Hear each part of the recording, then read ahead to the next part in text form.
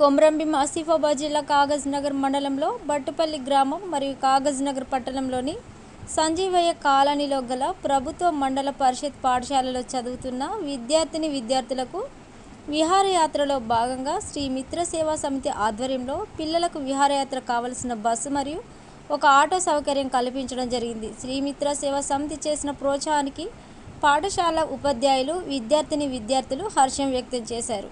ఈ కార్యక్రమంలో శ్రీ మిత్ర సేవా సమితి సభ్యులు, ఉపాధ్యాయులు మరియు విద్యార్థులు పాల్గొన్నారు.